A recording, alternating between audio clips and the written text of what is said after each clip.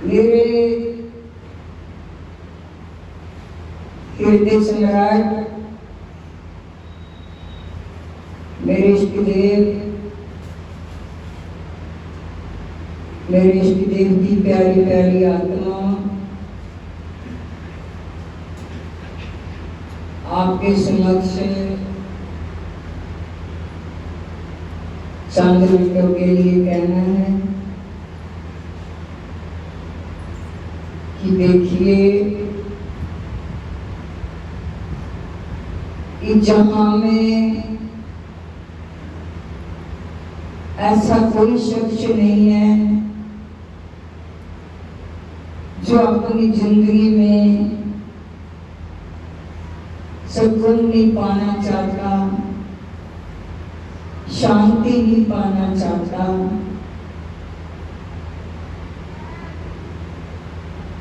ना चाहते हुए भी कि हमारी जिंदगी में अशांति आए, फिर भी हम लोग अपनी जिंदगी में अशांत रहते हैं, क्योंकि हम लोग अपनी इच्छाओं के इतने गुलाम हो चुके हैं कि हमारी जो आस्था है महाराज जी के चरणों में, वो भी डगमगा जाती है। आस्था का मतलब आजकल बच्चों का नाम हम लोग आस्था रख लेते हैं। आस्था मीन्स वैसे तो होता है विश्वास, श्रद्धा, कहने को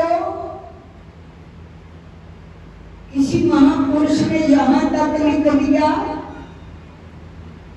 आस्था मीन्स हमें जिंदगी में एक सही मार्ग दिशा मिलती है, हमें रास्ता मिलता है कि अपनी जिंदगी में हमारा मार्ग दिशा कौन सी है और उस दिशा में सही चल रहे हैं तो सही है।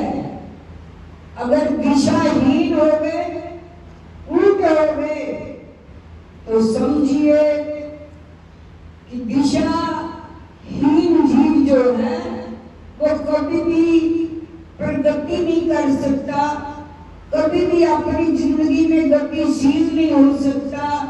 तो ऐसा हमें रास्ता अपनी जिंदगी में अपनाना चाहिए। कहते हैं कई बार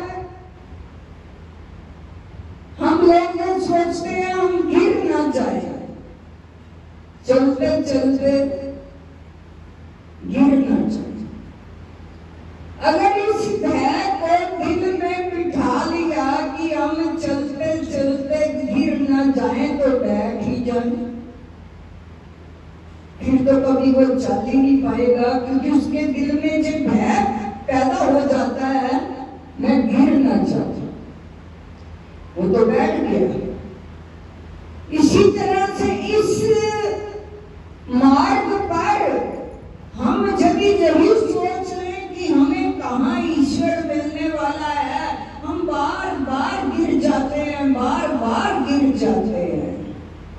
किसी महापुरुष ने एक चींटी को दीवार पर चढ़ते हुए देखा, चींटी गिर जाती है, फिर खड़ी हो जाती है, फिर तैयार हो जाती है दीवार पर चढ़ने के लिए। अगर चींटी कहे कि मैं तो बार बार गिर रही हूँ, मैं यही नीचे बैठ जाती हूँ, उसका जो लक्ष्य निर्धारित किया हुआ था वो पूर्ण नहीं होगा, वो बार बार अगर इसी तरह से जिंदगी में बैठ नहीं जाना कि हमें जो जिंदगी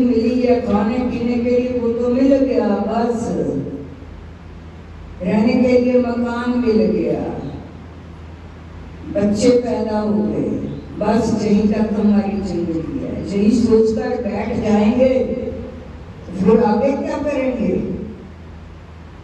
जो बैठ गया सो बैठ गया। अगर चल चल करके वो गिरता है फिर वो अपने भीतर एक हिम्मत रखता है चलने के लिए, फिर वो चल पड़ेगा।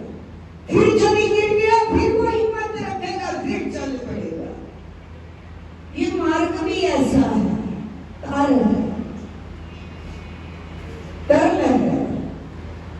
बार बार कदम रखेंगे, कदम खिसक जाएंगे, क्योंकि हमारी मन की जो कल्पना है वो ऐसी तीव्र चलती है, हमें कितने नहीं देती, बार बार गिरा देती है।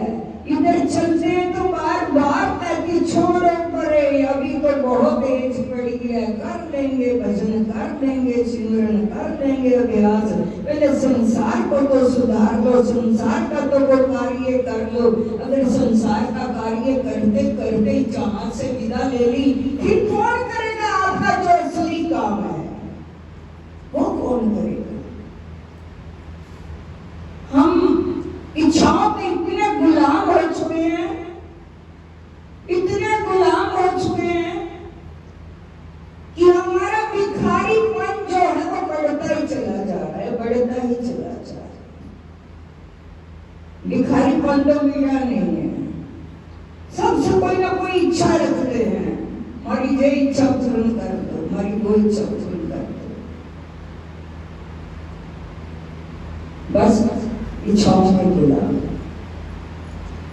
एक वृक्ष के नीचे एक भिखारी बैठा था। भिखारी रोज भिक्षा मांगता, उस भिक्षा से वो अपने जीवन का गुजारा करता था, खाने पीने के लिए मिलता था, वो खा पी लेता था। एक सेठ पास से गुजरा, उसने देखा ये भिखारी है, उसने 100 का नोट दे दिया उस भिखारी को। कमाल है, आज तो कोई 10 पैसे, कोई 20 पैसे, कोई रुपया बिरला ही देता है। आज इस सेठ ने तो मेरे को 100 का नोट दे दिया, क्योंकि दान करते वक्त हर इंसान का जो मन है वो डामाडोल हो जाता है, कहता चलो इतने में सरता है तो सार लो। जैसे हम लोग एहसान करते हैं ना किसी पे, चलो कोई बात नहीं इतना दे दो, ये कौन सी भी कुछ कहने वाला है। उस सेठ ने 100 का नोट दे दिया, सेठ ने 100 रुपया लिया, सोचता है भाई अब तो किसी बड़े होटल में जाकर भोजन पाना चाहिए, चाहे मैं भिखारी, मेरे पास 100 रुपया है। वो किसी बड़े होटल में चला गया, क्योंकि इच्छाएं इंसान की ऐसी है। आज भी हम लोग जब किसी से बात करते कहते फलां इंसान हमारे घर में आया था, हमने होटल में उसको खाना खिलाया, तो तुम्हारा जश आए, तुम्हारी प्रतिष्ठा बढ़ जाए, इसलिए खिलाते हैं ना, हमारी प्रतिष्ठा बढ़ जाए। हमें कोई ये ना कह दे कि ये पहुंचा हुआ नहीं था, इसके पास पैसे नहीं थे, घर में खाना खिला दिया। ये प्रतिष्ठा बढ़ाने के लिए हम लोग करते हैं, ये पता नहीं 1000 बीमारियों को साथ लेकर आ जाते हैं। भिखारी भोजन पर बैठा, बड़ा अकड़ कर टेबल पर, आज मैं होटल में खाना खा रहा हूं, मेरे जैसा कोई है ही नहीं है। जब पैसे देने लगा, पैसे पूछे कितने, कहते 50 रुपये। वाह, 50 का खाना खा लिया, 50 बच गए। अब मैं सारी उम्र भिक्षा ही लेता रहा, भिक्षा ही लेता रहा। मैं भी कुछ हाथ से दान कर लूं, जब 50 रुपये मैं भी किसी को दान में दे दूं। देखा और भी भिखारी उसके साथ बैठ कर जो मांगते थे, भिखारी को भिखारी का पता होता है कि ये भी भिखारी है, ये भी भिखारी है। हम भी तो सभी भिखारी हैं ना महाराज जी के दरबार में। जयकारा बोल मेरे महाराज की। तो भिखारी कहता है आज मैं भी दान कर दूं।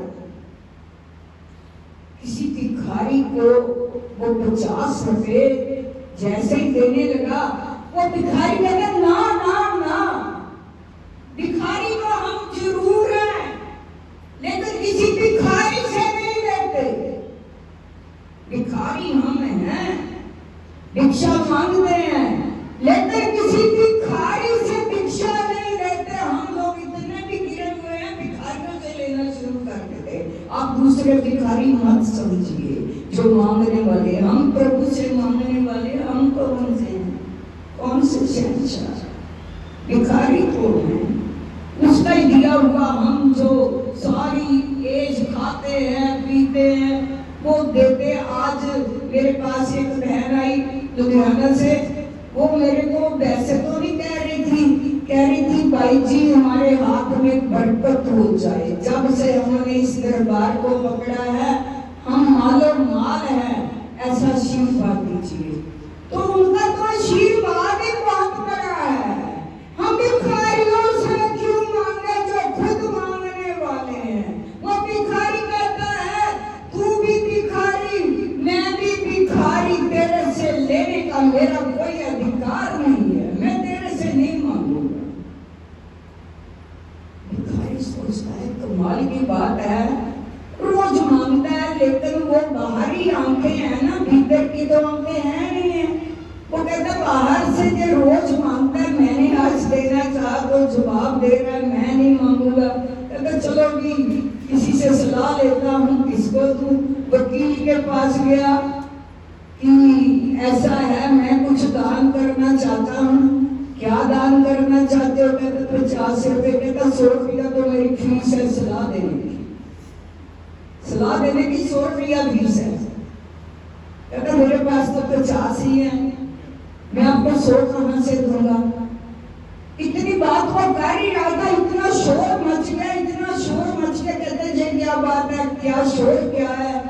किसी ने कहा सम्राट की सवारी जा रही है, शोर इसका है, बहुत साथ में सैनिक है, बहुत जनता है। अच्छा कहां जा रहे हैं सब?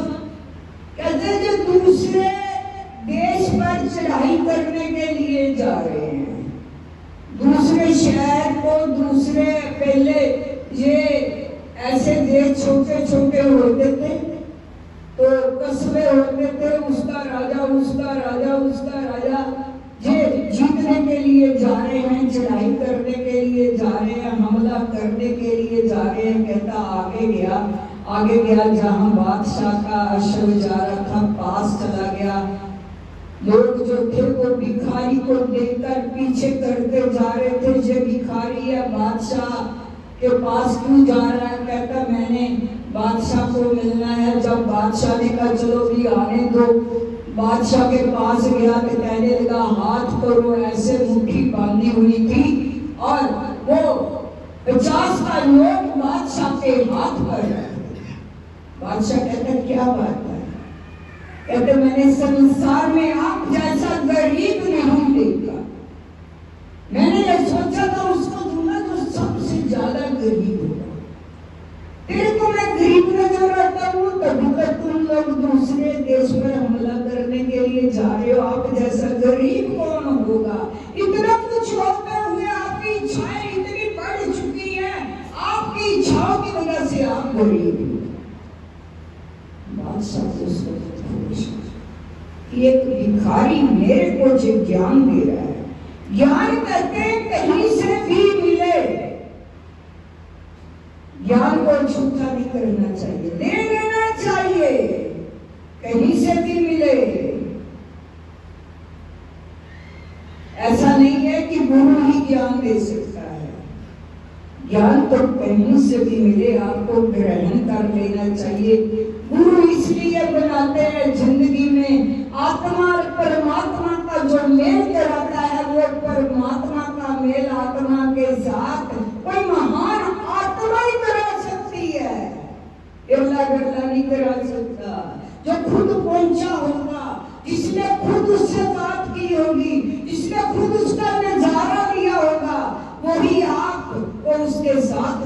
सकता है, फिर जितना भी दिखाईपन संसार का होता है वो समाप्त हो जाता है, क्योंकि उसके साथ हमारा मिलाप हो जाता है। वो सिंधु है, सिंधु के साथ बिंदु भी मिलकर हम लोग बिंदु हैं, सिंधु के साथ बिंदु मिलकर सिंधु बन जाता है, सागर बन जाता है, उसी का रूप हो जाता है। ऐसा जीवन में जिसके संग मिल जाता है वो कभी भी उसका ऐसा नहीं होता कि वो भिखारी बना जाए ना, वो जाएगा ही जाएगा। इच्छाओं का गुलाम मत बनो, जो ईश्वर ने हमारे मुकद्दर में लिखा है वो तो हमें मिलना ही मिलना है, अवश्य मिलना है। तो क्यों ना हम दिल से भी इतने अमीर हो जाएं कि हमें फकीर का भी अंदाज ना रहे। वो फकीर क्या जिसका दिल अमीर ना हो, वो अमीर क्या जिसका दिल फकीर ना हो। अमीर का दिल फकीर होना चाहिए, फकीर का दिल अमीर होना चाहिए, कभी उसके साथ हमारी मुलाकात हो सकती है। बोल साचे दरबार की जय, बोलो श्री स्वामी जी महाराज की जय। बिहार का महीना सबको सुख शांति का चढ़े, बोल साचे दरबार की जय। और एक और सूचना,